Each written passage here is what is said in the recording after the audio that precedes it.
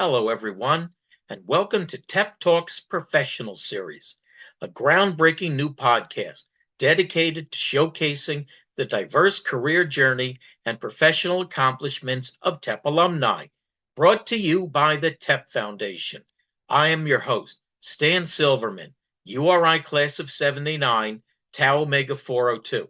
It's my privilege to speak to TEP brothers across a wide spectrum of industries, gaining insights into their fields, advice for breaking in, and a realistic look at the day-to-day work behind some of the most impactful careers in the modern economy. Personally, I found so many of the brothers with whom I spoke to have such interesting stories.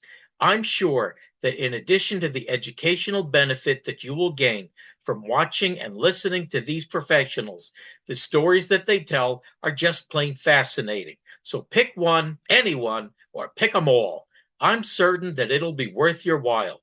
Thank you and happy watching. Hello, everyone. Today, I have the good fortune to be interviewing Nathan Zucker, Ohio State, class of 99. Nathan is a professional airline pilot. So, without further ado, here we go. Hello, sir. How are you? I'm well, thank you. So, I understand that your work schedule is unpredictable sometimes. How does that work? It's you know it's not that it's necessarily unpredictable. It's there are two different types of schedule I could have. It's called a line, which means I know exactly what days I'm working and where I'm flying to and all of that. And then there are months like I am right now in February where it's called being on reserve, which is like a doctor being on call. So I had on-call days, which could be I sit at home and watch TV and enjoy life and get paid, which is wonderful. And you could have that same thing, which is what happened on Tuesday, where I thought I was going to be home and enjoying life on my own. And I got called in for a trip. So I ended up having to fly up to Atlanta, and I'm now in a hotel in Houston. I have to think where I am. I'm in Houston. That's so where do you live? Boca Raton, Florida. Okay, is the Delta where's the Delta hub? Well, we have a bunch. The main headquarters is in Atlanta, which is where my base is. We have bases in the New York metro area, Detroit, Salt Lake City, Seattle, and LA. Okay. So if you live in Boca and then they want you to fly out of Atlanta, how do you get to Atlanta? Hop on a flight and go. I just, the way it works in the airline industry is a crew member can essentially, to make it very simple, hop on almost any airline, assuming there's an empty seat. So when I need to go on Delta, I can reserve the jump seat, which is there's an extra seat inside the cockpit or the flight deck, and I can check on my phone and in 3 seconds see that it's available, not available, and then if it is, I can reserve it, and then good to go. Every time I have flown, I'm not a frequent flyer. Mhm. Every single seat is sold. Recently, they've been doing that. Like in the 90s, there were tons of flights, lots of open seats. That's not a good way to make money. An empty seat doesn't earn you any money. So what they've done now is they do fewer flights, but they fill them. So it's great for the airline, not so great if you want to last minute book a ticket. Yeah. What how did you become a pilot? It's the only thing I've ever wanted to do. Like for as long as I can remember, it's the only thing I've ever really wanted to be, other than an Okay. astronaut. But Okay. So how did you become a pilot? uh, it's a bit of a circuitous route, interesting story. The true dream when since I was at least two, I can remember wanting to be a pilot in the Israeli Air Force. That was the purest or most complete explanation of the dream. When I was 12 years old, my family moved from New York to Israel. And when I was 18, I got drafted and I got accepted into pilot training in the Israeli Air Force, which was in its own right no easy feat. And then, about a year into the training, broke my foot, because all of our non-flight training or classroom training was infantry training, because they figured, you have to eject over Syria, you better run. Um, Broke my foot. That removed me from the course until my foot healed and plus a little extra. In the interim, I was transferred to artillery, became a commander in artillery, and then I hurt my back, although that was like a minor nothing injury that healed within weeks. That freaked out the Army a little too much because they didn't want to have to pay me, disability payments for the rest of my life. So they lowered my physical profile below the point where I could return to the Air Force. So that ended my Israeli Air Force dream and career. And when I got out of the Army, I went to Ohio. I got my private pilot certificate, which is like your basic pilot's license, in the New York, New Jersey metro area. And shortly thereafter, went to Ohio State, which is where my path with TEP crossed. And I got all my certificates and ratings at Ohio State. And then from there, I worked at the university for a few years as an instructor. And then after 9/11, got homesick, moved back to New York, where my father and my siblings were, and got a job in the New York metro area. And then after I got married and had a child, my first child, I got a blind call for a job in South Florida. I was living in a one-bedroom apartment with a wife and a baby, and we knew that we were going to have to move out of that apartment anyway. So, they were waving around an absurd amount of money. So we moved to Florida. The job I hated, and after 11 months, left it, and then went back to flight instructing, which is what I love to do, and eventually ended up at the airlines. What I caught out from that explanation was September 11th happened, and I had 6 airline interviews lined up. That on the 12th of September, I had no airline interviews lined up. And then in 2008, when the economy imploded, the industry imploded. So my second, I should go to the airlines now dream died yet again. And then in 2018, when I was with my best friend who I met at Ohio State, I was at his pool in Atlanta on a nice, late summer day. And while day drinking in his pool, uh, we started talking because he worked at Delta. He was a pilot for Delta. And we, in a drunken stupor, we're like, should I go to the airlines? Should I make it one more shot for the airlines?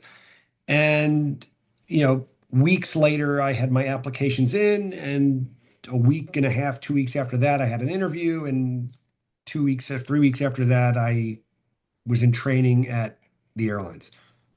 That was a very abridged version of that story. Did you have to work your way up from smaller planes to bigger planes?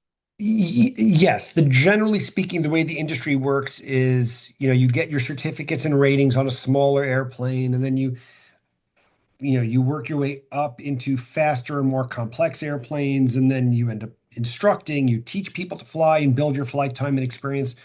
And then at some point you get your, quote, lucky break, and that could be flying a corporate job or, a private jet or something for a company, or a family, which is what I did. And then eventually up to the airlines. And it all depends on when you're getting into the industry. Right now, or I'm sorry, immediately post COVID, um, so many pilots had retired or had been bought out that the airlines were desperately short of pilots. So pilots that were in the instructing phase of their career, which is relatively early on, uh, were getting hired by the airlines.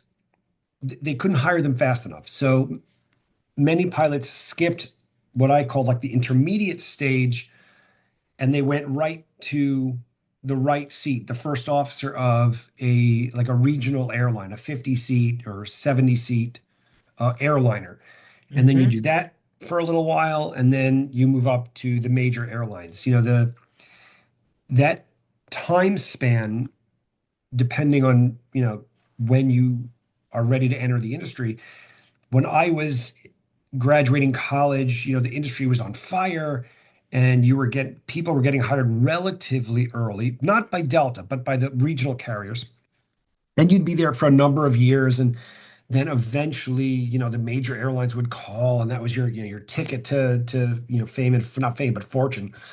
Hmm. Um, that time frame has been shortened dramatically. That doesn't mean it's any less safe. I don't mean to imply that at all. Um, it's just instead of having to wait and praying that you get a phone call, now you are much more likely to get a phone call much earlier so that you're not eating ramen noodles for, a decade and a half. So if you're on the right seat on the 50, 60 man, how do you? A person, whether you're in the right or the left seat, whether you're the captain or the first officer, both pilots are rated to fly the airplane. And usually what happens is you alternate legs. Oh, One okay. leg, oh yeah, one leg, it's called pilot flying or pilot monitoring. On a leg where the captain is the pilot flying, the first officer is the pilot monitoring. He's the one that's talking to air traffic control and doing other duties in the airplane. And on the next leg, it's exactly the opposite. Okay. And then how do you go from the 50 man to the? It very much depends on the need of the major airlines. It If you were talking to me, having this conversation in the 80s, then you could have gotten to the regional carriers and been in a first officer for years and years, not because you didn't have the skills or the ability to upgrade to captain. There just wasn't a need because the majors weren't hiring. So it's all upward progression. If the majors don't hire, the regionals don't hire. And if the regionals don't hire, you're an instructor for much, much longer because that's your job and that's where you're, feeding yourself. Sure. But right now, the way it works is in a perfect world, you would get to the regional airlines and you're a first officer and it's your first big boy or big girl job, and that's great. And you build flight time. You aren't even eligible to upgrade to captain until you have 1,000 hours working for an air carrier, for an airline or an air taxi. Two different types of, same basic concept, but slightly different. Once you hit that 1,000 hour milestone, it is all a question of, does your airline need captains? If they do, you can upgrade. If they Hmm. don't, well, you're stuck in the right seat until they do. And then once you upgrade, now you're a captain and you're building pilot and command time, which is vital. And then you're upgrading your application for Delta, United, American, whichever major airline you want to go to. And then you sit and you wait and you pray and you hope that Delta, United, or American, or JetBlue, or whoever needs pilots. If they do, they'll work through their enormous stack of applications and hopefully you get hired. If you get hired, you are now in the back to being a first officer at that airline. And you wait, because you now have the legal requirements to upgrade to captain, but it's the entire industry is seniority based, not merit based. It's seniority based. So you could be the greatest pilot since sliced bread. Literally at Delta Airlines, we have space shuttle astronauts. We have SR-71 pilots, U-2 pilots that have flown the greatest and most amazing things you can imagine. And they might be your first officer in you've flown nothing remarkable or nothing that exciting, but until Delta needs a captain and until their seniority is high enough up the list to hold that position, they're a first officer. So when, in the 90s, you could have at Delta, you probably would have been a first officer for 10 years, a decade. When I got hired by Delta, there were people that upgraded, and not to say this is wise, but upgraded after 4 or 5 months. Some succeeded and are one of whom is a friend of mine, and he's been a captain now for I don't know 3 years, no 2 years, 3 years, and he's done very well for himself and he's great. I know other people that tried that same thing and didn't succeed, and they're no longer at Delta Airlines. So it's a not a dog eat dog industry, but it is to a degree. It's, seniority doesn't always mean you're the best. It just means that you've been there long enough to do it. It's a union thing. Okay, so Delta is union? Every airline is union. No, Wasn't I can't say every. The the vast majority are unionized. was Delta always was Delta one of the later ones to become union? Not as far as I know. Okay, Yeah, the industry is very much union run from the pilot side. Like this flight attendants, it depends.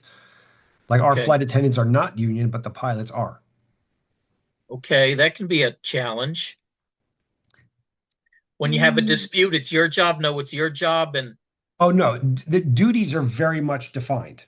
There's okay, no question as to who does what, who needs to do what, or whose job it is. okay, But as far as we have the negotiating power of a union. So when there's a dispute or there's an issue, you go to the union.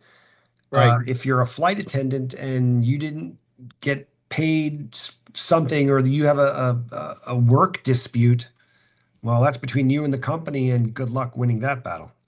What year did you graduate from Ohio State? I graduated in 1999. Short side story is I was in Florida, Yeah. taxi cab driver. I think he had been in Israel as a flight instructor or something. This was back in probably the 80s. Yeah. And he said that the difference in the Air Force between Israel and Jordan and Egypt and Syria was because princes in those countries got airplanes.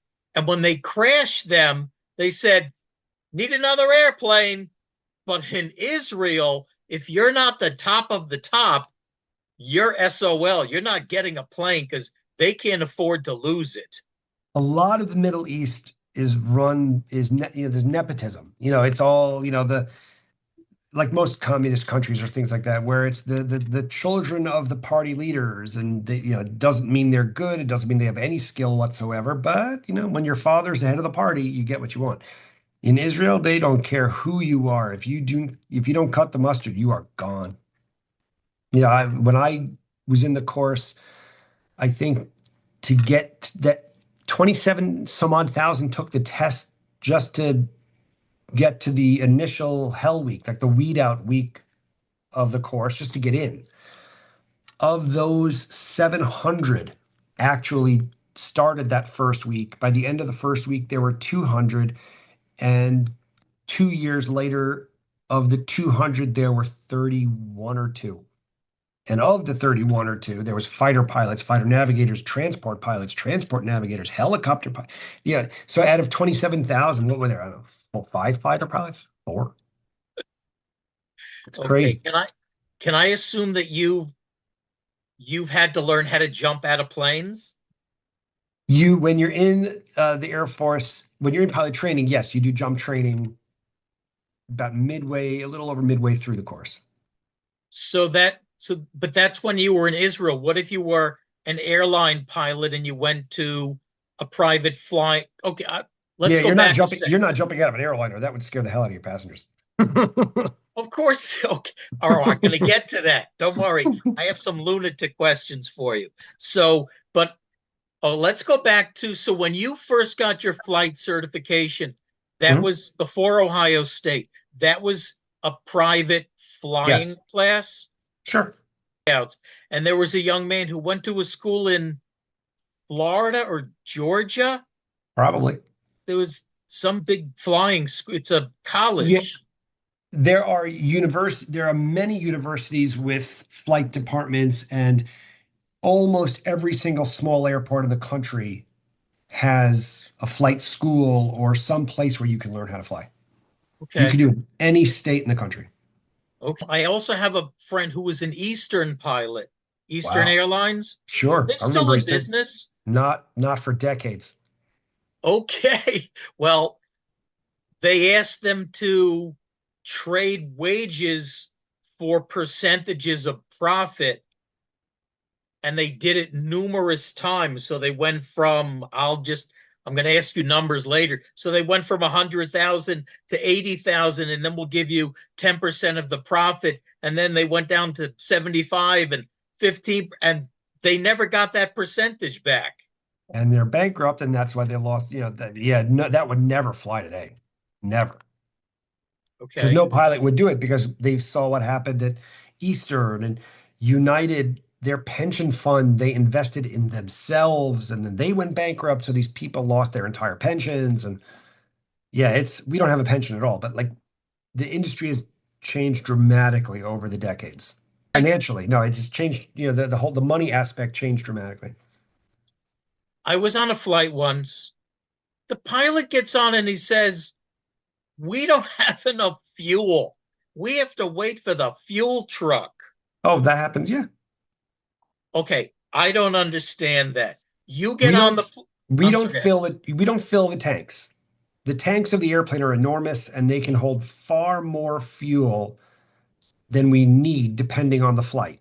So um it the dispatchers run all these calculations based on the number of passengers and how far you're going, and they come up with a number.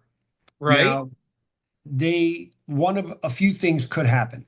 They fuel the airplane, fuel truck drives away, and then they realize the number of passengers changed, or a flight got canceled and now the flight's full, or the winds changed. A few things could happen where they realize the fuel calculation's inaccurate, or the fuel truck simply didn't put the correct amount of fuel on board. If that happens, we make a phone call, the fuel truck turns back around, comes back to the airplane and gives us what we need. Because I know an actual number, like a number like 20,000 pounds of fuel. And if they only put in 15, it's like, nope, bring the fuel truck back. I need more fuel. That happens more than people think. I know. So it just seems to me, and I know it's not you, it just seems to me that nobody seems to care about me, the passenger, their customer. It's No, like that's at least at Delta. I can speak only for Delta. For us, the passenger, I'm not saying they succeed all the time, but nobody the does. the passenger experience is what we focus the most on. Like nothing's more important than the passenger experience. Like, it's more important than pushing off the gate on time, or saving 5 pounds of fuel, or the I'll change altitudes dramatically to find smoother air, which has a penalty in fuel burn. So the worst thing in the world for the airline is if passengers are unhappy. Because if they're unhappy, they don't come back. There's other options. So at least for us, I can say we will do whatever we can to make the passengers happy. But if the flight doesn't take off on time Hmm. and now I'm late because you didn't put enough fuel in the plane, I'm irritated. For sure. But if that ever happens, it was something, there was an error somewhere along the way. Maybe the fuel, and this more often than not, when I've ever had an issue with the amount of fuel on board, it's because the fuel truck didn't put the correct amount on. Usually we catch it right away and we fix it. But sometimes that doesn't happen, or air traffic control reroutes you because of God knows what. It could be just weather, it could be closed airspace because of a forest fire. And now you're, instead of flying around, I'll give you a fake number, 1,000 miles. Now I'm flying 1,300 miles, 1,400. Well, I need more fuel. So we'll never push off the gate unless we have the amount of fuel we need, because if you do, people get killed. Don't want you It- going halfway. right. So the alternative is stopping in the middle for fuel, which will take multiple hours longer than just 10 minutes to get the fuel truck to come back. But it's never just a willy-nilly, oh, we're going to delay the flight for half an hour to get some more fuel. It's because there's either a legal need, because there's FAA rules to what, how much fuel we have to have, like reserves and things like that, or someone in the chain of fueling made an error, and that has to be fixed. Does each airline have their own fuel truck, or is it an No, airport the fuel truck? air the airports have their fuel trucks. Okay. What about traffic controllers? Mhm. Those by the airport or were those by the airline? Federal Aviation Administration, Okay. the FAA. There are some Okay. towers that are under contract or contract towers, but the en route controllers are all FAA, and even the contract control towers are under contract with the FAA. So it's all controlled by the federal government. Okay.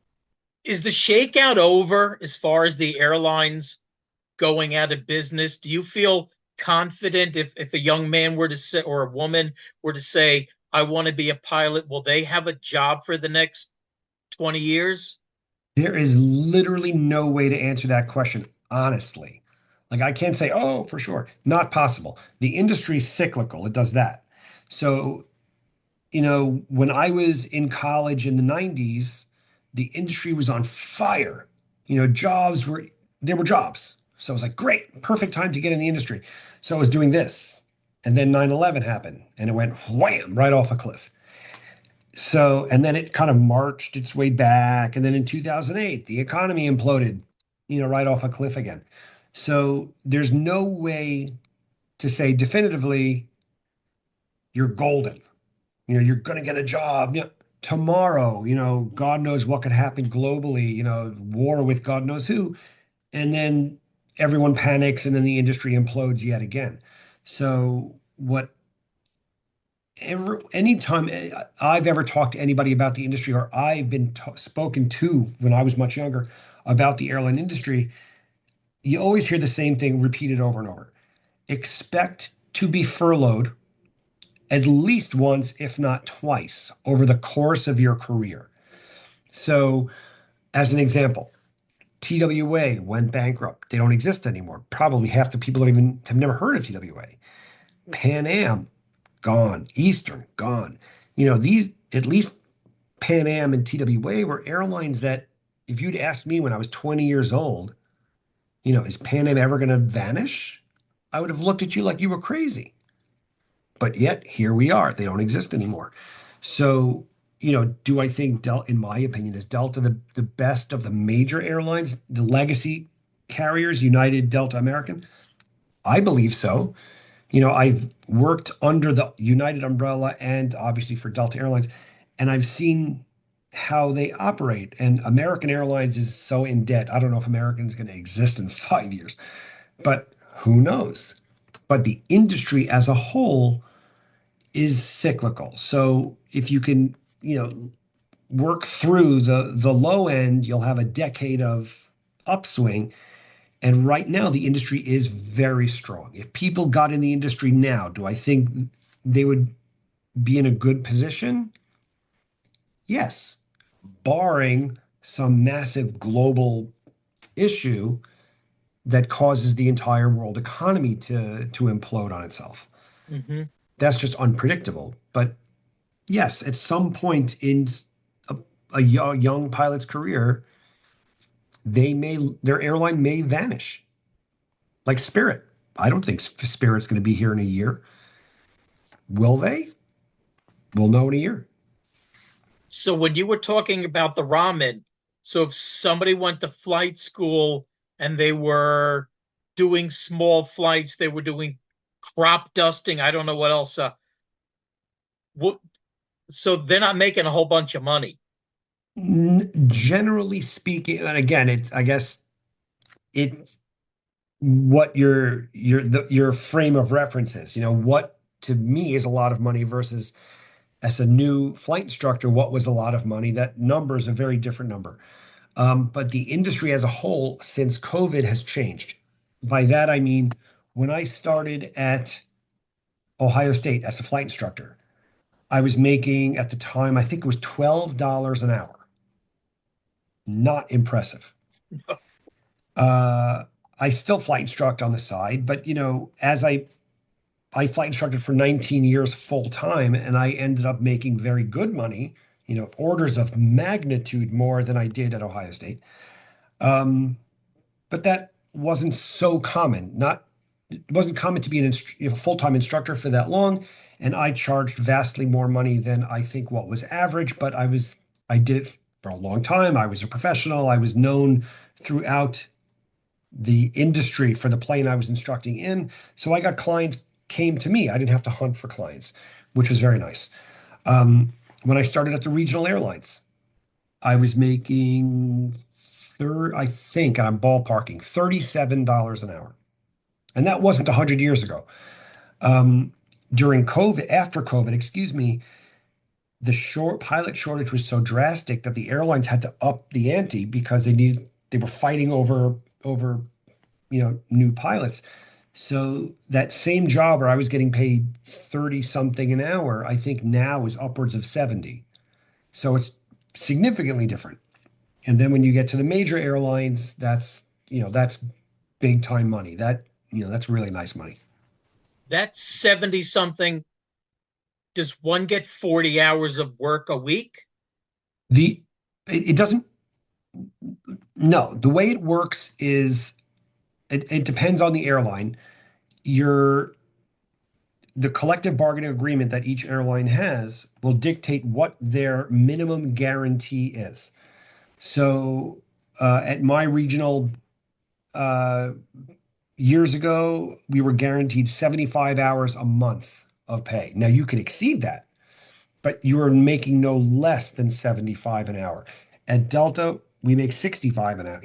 I'm sorry, that's an hour. I'm sorry, a month, 75 hours a month. At Delta, our guarantee is no less than, I think it's 65 hours a month. It's almost always more than that, but also I'm making significantly more per hour. So the 10-hour difference is insignificant. Um, and you can work more, you can pick up more trips and extra flying, which makes you significantly more money. There are people that make absurd amounts of money because they're never home. All they do is fly. They stay within the legal constraints. We are restricted by the FAA how much we can fly a day, a week, a month, a year. Um, but if you really want to work to the max, you can make an incredible sum of money. How much is it an incredible sum of money? Uh, it depends what seat you're in. I know a first officer that in this year will bring in well upwards of $500,000, maybe close to three-quarters of a million, because he works like an animal. He's never home, and I don't think his wife likes him very much. And it, you know, you could work yourself to the bone, and and make an incredible amount of money, but you have no life. You're sacrificing one for the other. A captain at Delta, depending on what airplane they fly, doing only what they're given every month, like no extra flying. If you've been at Delta for 4, 5, 6, 7 years, you can make well over 300 grand just by doing the minimum of what you are given every month, nothing extra. So, you know, when you love what you do, you don't work a day in your life. I haven't worked a day in my life. Well, that's And I get paid a lot great. of money to not work. That's great. Yeah, it's No, I, great. I had heard that the pilots that you get paid for an hour before the flight takes off, and then No, okay, no, the way it works is for us, and I can only speak for Delta, but generally it's how the industry works is we get paid from the minute the brake is released, the parking brake is released, till the parking brake is set after landing. Now, I'm on the airplane an hour before. So that whole hour that I'm prepping for the flight, am I technically being paid? No. But the rate that our negotiated hourly rate takes that into account. okay. So, I'm not sitting there going, I can't believe I'm having to work and I'm not getting paid. I know I'm being paid, even though the parking brake is set. Like the clock isn't ticking. It's not like you're punching a Right. time card. But if I was getting paid for every second that I was on airport property, they would just take my hourly rate and drop it dramatically. The end result would be the exact same. I'm still going to make the same amount of money. It's just how it's calculated that would change. Okay.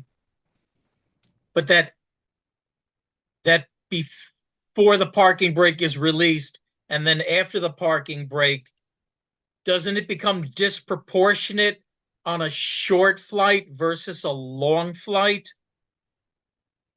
That's a great question. Generally, let me back up. There's one thing I forgot to mention. Let's assume I'm doing one flight today from Atlanta to Savannah. That's 35 minutes, maybe 40. There is still a contractual daily minimum. So, and I know guys that do this all the time. They look in open time, the trips that are not covered, like they need to have someone fly, and they'll find a really nice, it's a 1 day trip, Atlanta, Savannah, Savannah back to Atlanta. So realistically, you're in the air for an hour and 10 minutes, maybe. You just made 5.25 hours of pay to do that, one tiny round trip. Now, if I fly for 7.5 hours, Fort Lauderdale to Seattle, obviously I'm working more than 5.25 hours and I'm getting paid for the entire 7 hour and change flight. So that's where you can make a little more. So the days that are light, you're still covered. The days that are heavy, you're making more. The end result is still the same because you have that 65-hour minimum. If the average line of that month is 70 hours, you're going to make at least 70 hours. So the pay is still there. It's not like you're being gypped because you're doing two short legs that day instead of one ginormously long one. You're still making money. And if you have a bunch of days where you're doing very little flying, you're making great money to do almost nothing. So there are people that hunt out days like that. Does a flight attendant have any clue how to fly an airplane? Not unless they've taken flying lessons. Okay. So if everybody in the plane dies but me, is the air traffic controller going to make it so that I can land that plane? So it's like the movie Airplane, which if you've watched the movie, they talk down the flight attendant who, the crew. Realistically, are you going to survive?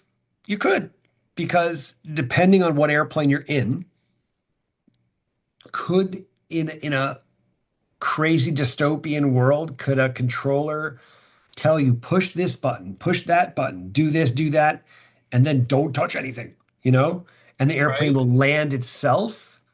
Is that feasible? Yes. Would you be successful? Who knows? But that's why Okay. there's always two pilots on board. Why do they load airplanes from the front to the back? If you loaded it back to front, the airplane would tip on its butt. Really? Because the people in the front sit down, and now I have to, excuse me, pardon me, excuse me, as I walk my way to the back. Yep. So, but there's a reason. Okay, thank you. Well, what if they put another?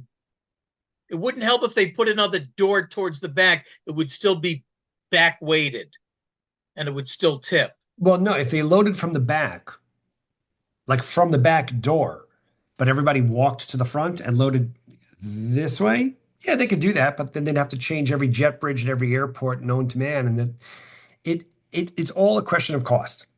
Could it be done? Sure. Will it ever be done? Not in my lifetime. It just seems more efficient that way. That There are, yes, it would be far more efficient if you could say, okay, row 38, 37, 36, 35, 34. It'll never happen. The one thing that makes it bad, truly awful, is when the airlines started charging for bags. Once they started doing that, everybody was like, "Oh, screw that. I'll just jam all my stuff into a carry-on bag."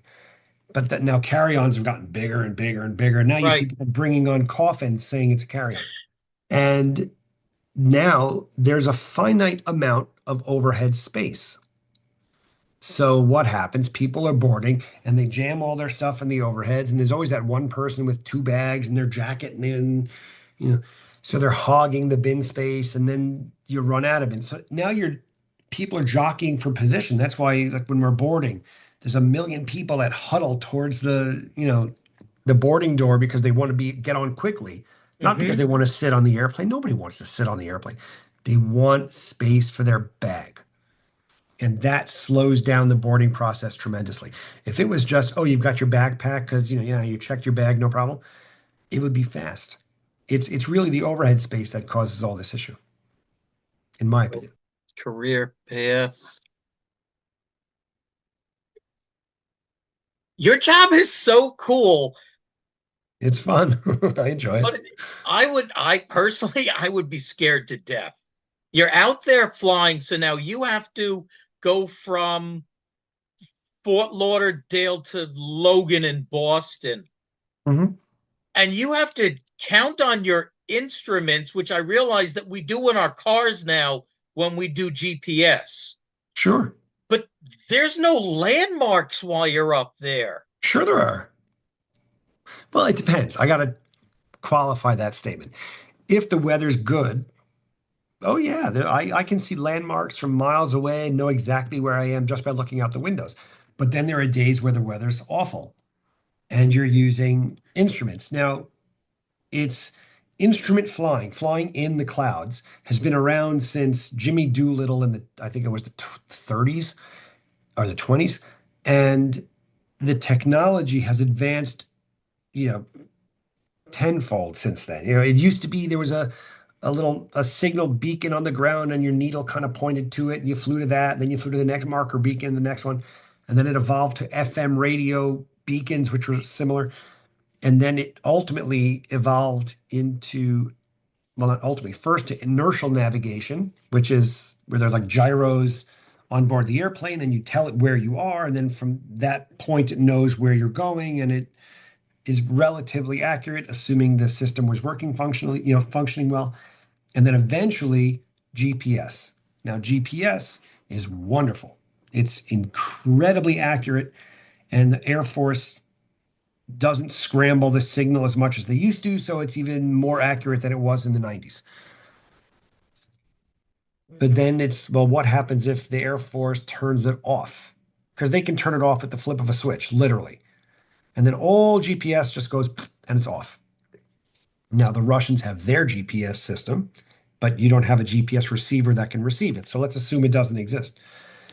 The base system, the underlying systems, that is called VORs, these FM stations that send out a signal, those still exist and they are still monitored and we still know how to use them and we practice using them. So even if GPS turned off, I still have that. So there's multiple levels of navigation systems that still exist and are still used so that even in atrocious weather, I know exactly where I am, especially if GPS is functioning. I can tell you within feet of my exact position.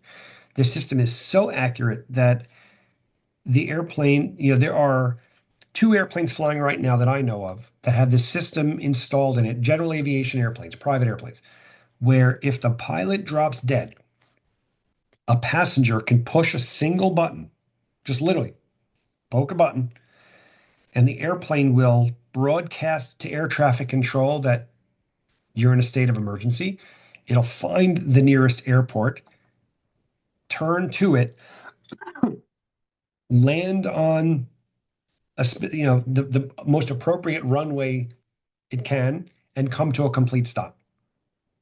That's crazy. You know, the technology is more advanced than what was on the space shuttle, literally. You know, my iPhone has more computing power than the Saturn V moon rocket, like, Sure, yes. but by like 10,000 fold more capability. So the technology is so good that it's now worked its way down into cars, like, the Tesla can drive itself, things like Mhm. that. So even when we're in the clouds, I have a map, a moving map of the little airplane thing. I know exactly where I am at any given moment. And you know your altitude at any given moment? Sure, I've got a million different instruments. So I've got an altimeter, so I know how high I am, an airspeed indicator, so I know how fast I'm going. A compass, I know what direction I'm headed. There's an instrument for everything, like how quickly you're ascending or descending. There's literally an instrument for everything. So the chances of a collision are nil. Well, that's a whole nother system that now exists that, my airplane has a system and all airliners have it, where if I'm flying along and another airplane's flying right at me, the two airplanes talk to each other. And if the threat of collision rises, I first get a warning that someone's out there. And then eventually it'll tell me to either climb or descend. And it'll tell the other airplane to do the opposite. So if it tells me to climb, it'll tell them to descend. So assuming those systems are functioning, the threat of a collision, at least between airliners, is very, very low. That collision in Reagan National, the helicopter and the airplane. The helicopter had that system. No, it had a system that would have alerted the airplane. It didn't have that system to tell it to climb or descend, but it does have a system. It's required to have the system to tell the airliner, hey, I'm over here. See me, here I am. It was turned off. Why was it turned off? Can't tell you. Not acceptable, but at this point it's a little too late. But the Mark One eyeball is very useful. And we're trained from day one. Look out the window. If you're in good weather, I don't care what systems you have on the airplane, you should be looking out the windows. But That's that's in cool small that it. airplanes, Yeah. yeah, no, in small airplanes, they don't have those systems. So yes, you really, it's called see and avoid. It's up to you to keep your eyes outside and looking for traffic. It's a big sky, but everyone seems to congregate in the same, small places. So the little planes. You ever walk down a hallway and there's someone coming at you and you move to the right and they move to their left and then you go over and then they go over. So it's cool that the planes tell you go up and they tell the other guy go down, but the little planes don't have that. So they could They, still but do that they thing. they could, but they have system. Some of them, most at this point, uh, most if not all, if they're flying in controlled airspace, will have a system to at least tell the other airplane where they are. So I'll know where everybody is, and you get the warning far enough in advance that you should be able to avoid each other. Because the second you see them, you know what they're doing. You can see what they're doing. So if you don't get the warning is when you're likely to have a collision. But if you know they're there, the risk of the actual collision goes down precipitously. So the person who doesn't take the route that you did Hmm. today, Hmm. how long would it take from beginning to take flying lessons at their local airport to becoming an airline pilot? It again, loaded answer. It depends how intensely they train. Could you get all of your licenses in a year, a calendar year? Sure. You're going to be flying every single day. But is it doable? Absolutely. Since the crash in Buffalo, New York, the Colgan crash, the federal government set the minimum hour requirement to be in an airliner flight deck to 1,500 hours minimum. Now, that can change if you've gone to a collegiate flight program like Ohio State or Purdue or Embry-Riddle or University of North Dakota. That drops because an FAA monitored program and it can drop that hour number significantly. But if you just did it like mom and pop's flying school, you'd have to have 1,500 total hours of flight experience. And that makes you eligible to at least apply to the airlines. And depending on the industry, like right now, the industry's on fire. So people, if you hit 1,500 hours of flight experience today and you had your airline applications in, you'd be getting a call very quickly, like days, weeks max. in 2002, when the minimums were not federally mandated to be that high, you wouldn't get a call. You could sit there waiting for year, two, three. It just depended. But the industry right now is really hot. There's a shortage. Even if the economy got hurt, there's still a shortage. So they're still going to hire, maybe not as much as they did a year ago, but they're hiring. It's an industry that more flights are flying, which means they need more pilots, and that need is not going to decrease anytime soon. There would have to be a massive, massive world, you know, catastrophe for that to change. I once flew on a flight from Syracuse, New York to Watertown, Hmm. and the pilot sort of untucked his shirt and had bags of peanuts. He gets on the plane and he goes like he's at Yankee Stadium. Yeah, yeah, And yeah. then he sits down and he flies it. I don't know. There were maybe 10 of us on the plane. I was scared to death. That it's funny because there are different, you know, the passenger perception of what is or is not safe is unfortunately not rooted in fact. I can't tell you how many times I've heard people say, "Oh, I'm not getting on a propeller plane."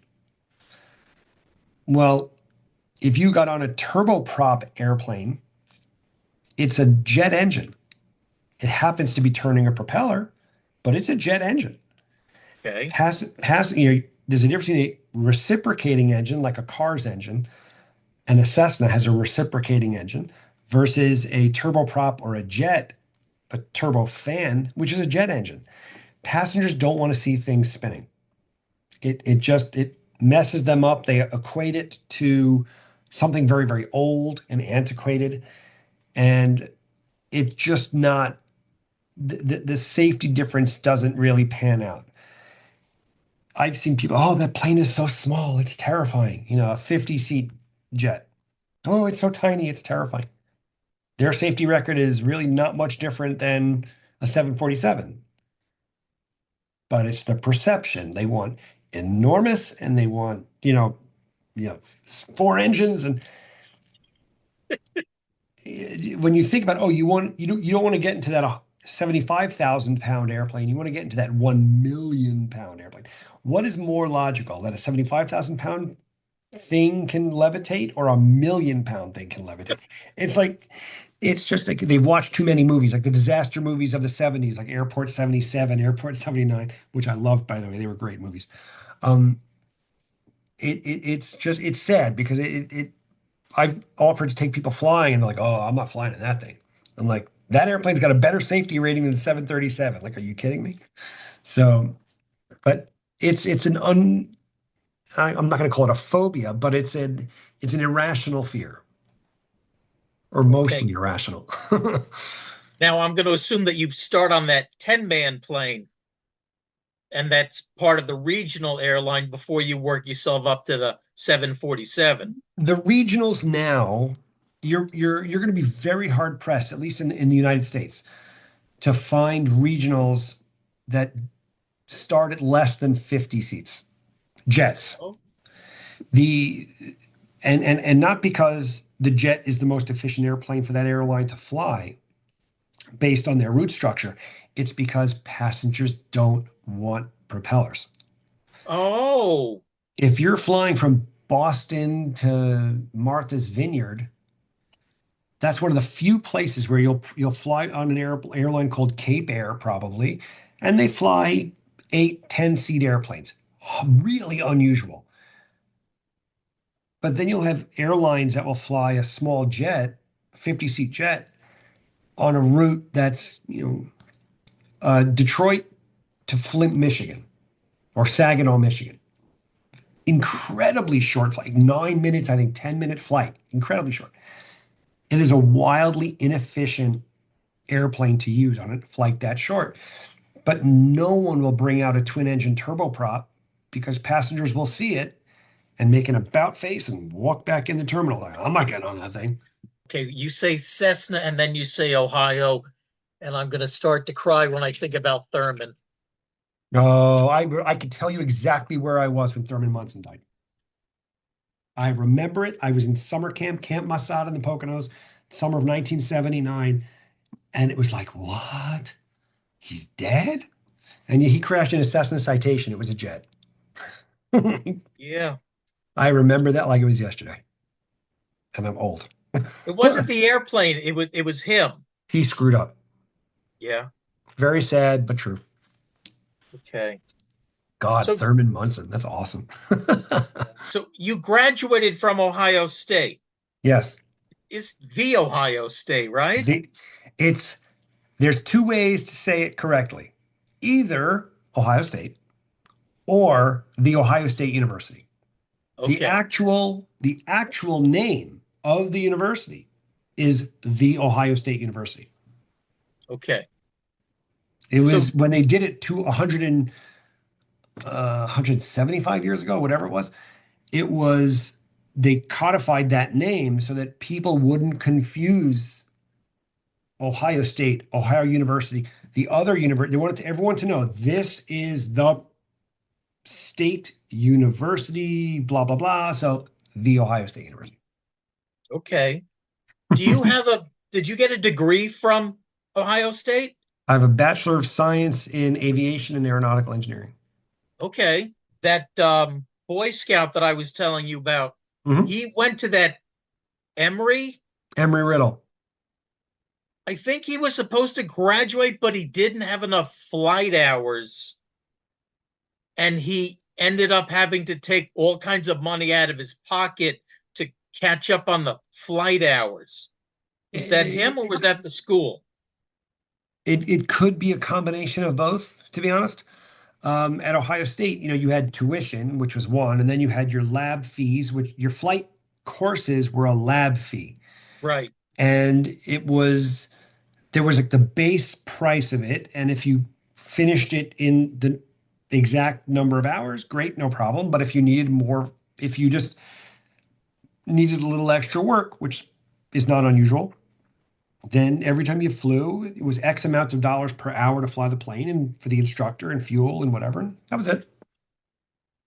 He got stuck in that trap you were talking about. He couldn't get out of, I don't think he was crop dusting, but he was doing something along that lines. He ended Hmm. up giving up on his dream and he became a nurse. He went back to school and became a nurse because his mom was a nurse Jesus.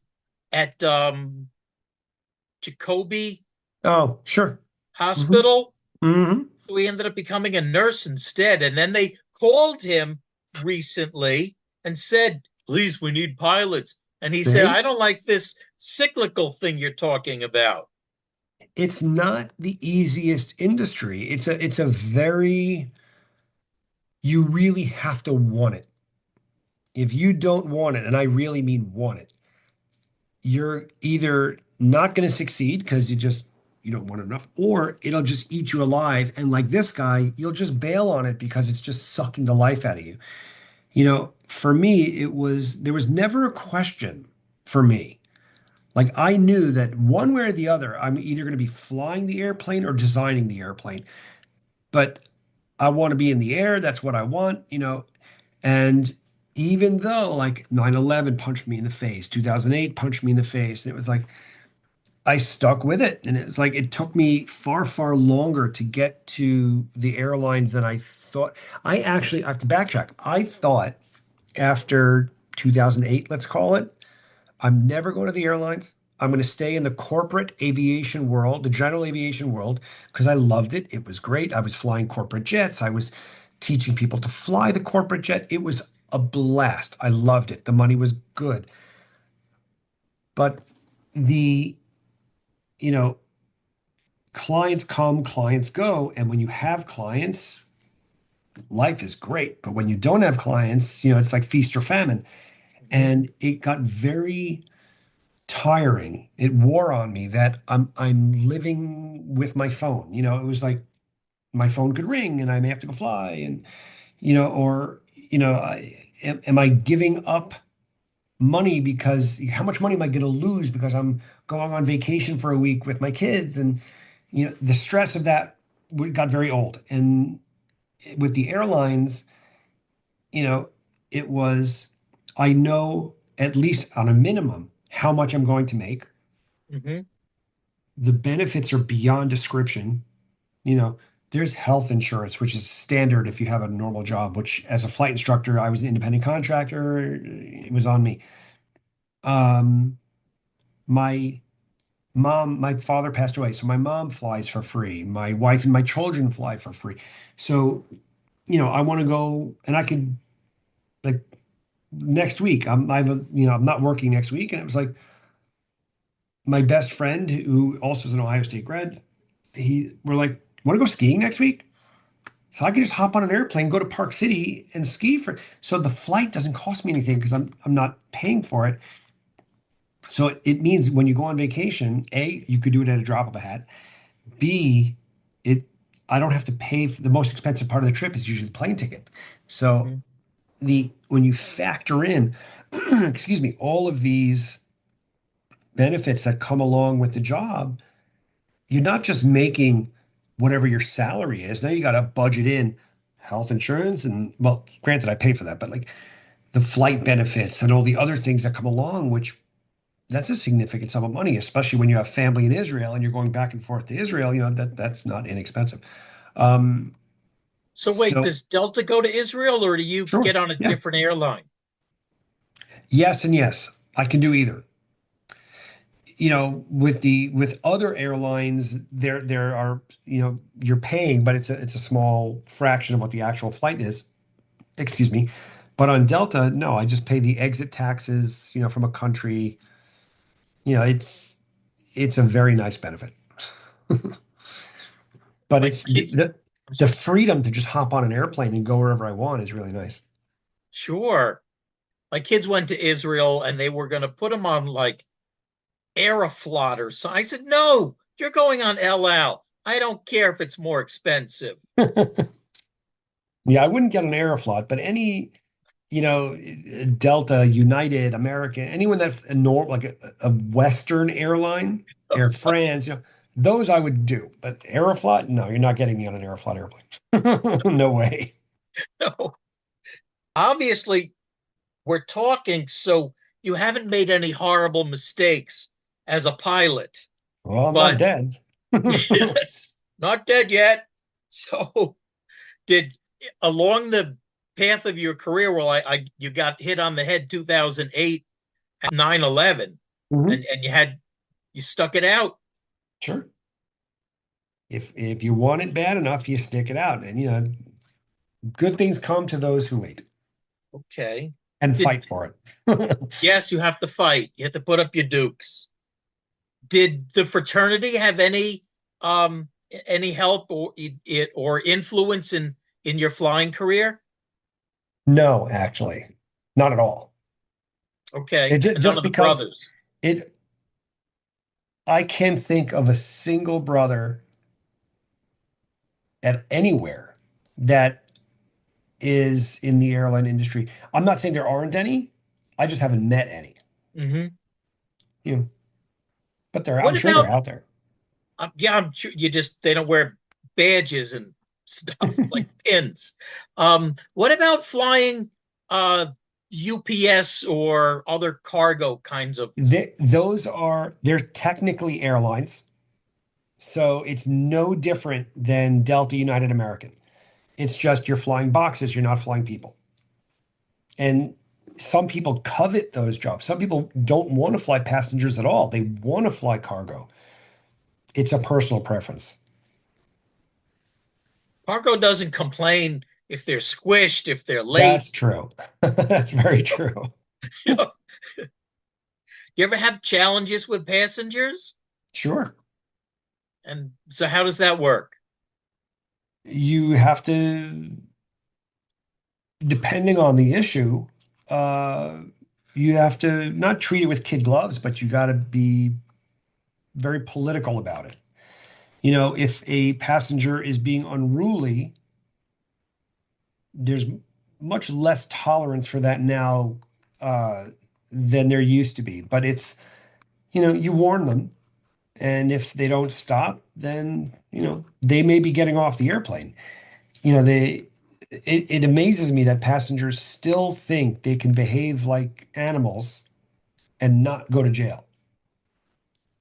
You miss if you get removed from an airplane, you are probably going to jail. But does it happen? Yes. Does it happen often? Not anymore. Immediately post COVID, it was bad. And during COVID, it was really bad. But now I think people have gotten the memo that, you can act like a savage at home. You cannot act like a savage on the airplane because, they're just going to remove you. Un- okay. Unfortunately, if they do it in the air, now you inconvenience all those other passengers. If you're Mhm. supposed to go from Philly to Logan and you have to stop at New York to get somebody off the plane. Oh, if an airline diverts for a passenger, they're definitely going to prison. And it's prison, it's not jail. It's a federal crime. The FBI is getting involved. Like you're in serious trouble. The airline will probably sue you. You will probably end up having to pay the cost of the diversion, which could be astronomically expensive. Um, yeah, that's bad. You really don't want to have that happen. Are we And talking the like airlines, 25? no, it could be much more than that. But the airlines will avoid having to do that unless it's truly a safety of flight issue. If the unruly passenger becomes a safety of flight where the passengers are at risk or the flight itself is at risk, then they have no choice. And they'll divert to the nearest convenient airport and they'll be met by law enforcement and it gets very, very ugly. And then right now, the first thing people do is they pull out their cell phone and the one thing the airlines want to avoid at all costs is bad publicity. But like I think a week ago or a week and a half ago, a passenger ran down the aisle of a Delta airplane and started banging on the flight deck door. And clearly he's imbalanced. Is he going to jail? Probably. Will he go to a mental institution? I don't know.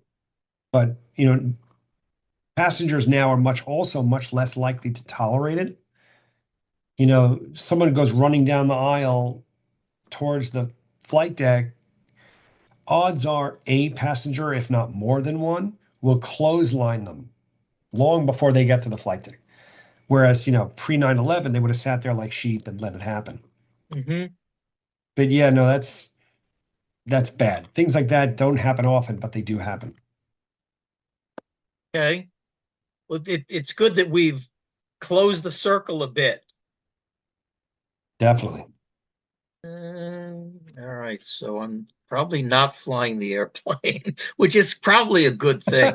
When I Odds are have, you're not getting into the flight deck because the door is going to be locked. So if both crew members croak, which is the odds of that's like disaster 70s disaster movie level, you have no way to get into the flight deck. So that's well, a you know problem. what? Without my wife to criticize my flying, I, That's funny. you're lucky you don't get. Well, all right. I think this has been a pleasure. You have the coolest job ever. I really have to tell you, though I would be I scared to death. I guess if you love your job, you never go to work, but so you, you're just cool, really cool. but remember, once you learn how to fly, prior to learning how to fly, people find things scary. And then they learn how to fly, and now it's not a mystery anymore. When it's no longer mysterious, it's like people that get car sick, air sick, or they have a fear of flying. You have a major fear of flying. I know people that are terrified of flying. I tell them the same thing. And I got interviewed for TV 25 years ago about this exact subject. And it was like, learn how to fly. The only reason why you're afraid of it is because you don't understand it. It's the fear of the unknown. The second you learn why the airplane is flying or, how to steer it, it's a lot less scary. So it's like the person who gets car sick perpetually. Notice how they never puke when they're driving? I know people like that. Yes. Exactly. Because they're in control. They know what's happening. So it's like if you're in the back seat of a car and you're reading a book and the car is moving and it makes you nauseous. But if you were driving the car, not reading the book, but looking out the windshield, you don't get car sick. It's because you're in control. You know what's happening. You're anticipating what's happening. So the people that are fearful of flying, learn how to fly. You probably won't fear it anymore. All right. Thank you very, very much. I really appreciate that. This was fun. And thank you. Thank you very much. Very nice to meet you. It's nice to meet you. I hope we get to talk again soon. I'll look forward to it. Thank you. Outstanding. Bye-bye. Bye-bye.